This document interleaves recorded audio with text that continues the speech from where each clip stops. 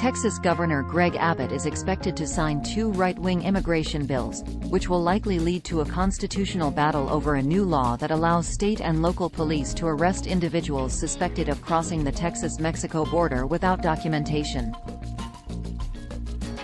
One of the bills, SB 4, is considered one of the harshest anti-immigration laws in U.S. history, as it makes it a state crime to enter Texas from another country without proper papers. The law also requires state judges to order migrants to return to their home country instead of facing prosecution.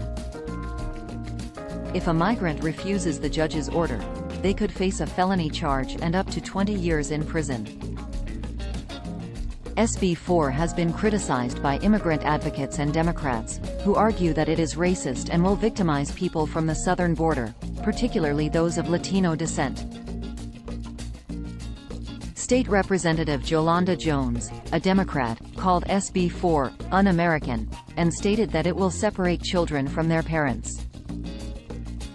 She also criticized the law for not providing a remedy for Americans who are wrongfully detained, arrested, or deported by sheriffs or state police.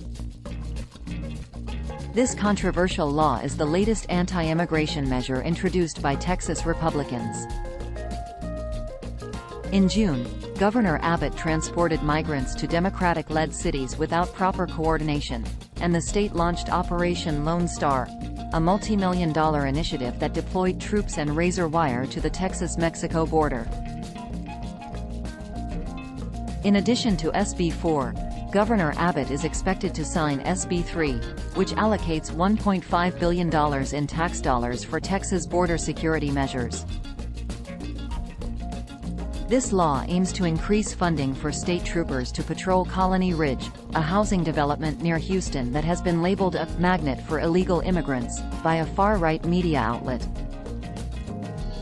However, critics argue that this surge in border spending is fiscally irresponsible and that the funds could be better used for public schools, hospitals, clinics, affordable housing, and mental health facilities.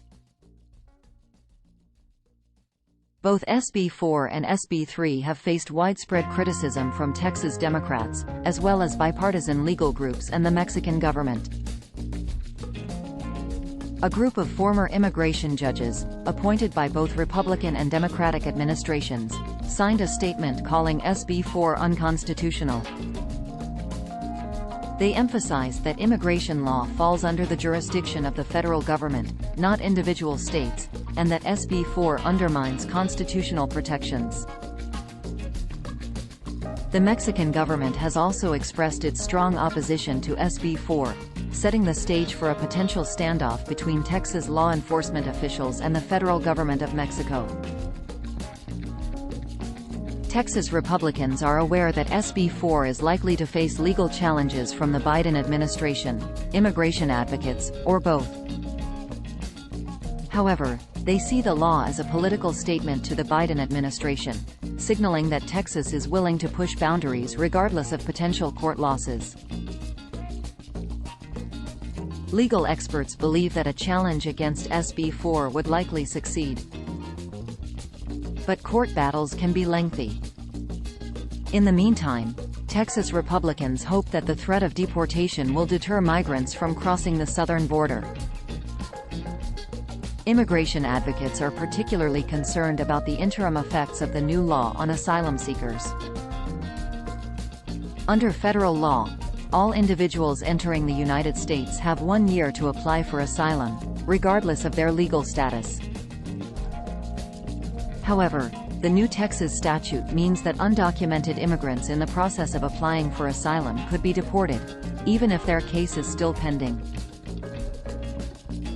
This raises significant concerns about the denial of legal protection for individuals who have presented themselves to Border Patrol agents seeking asylum.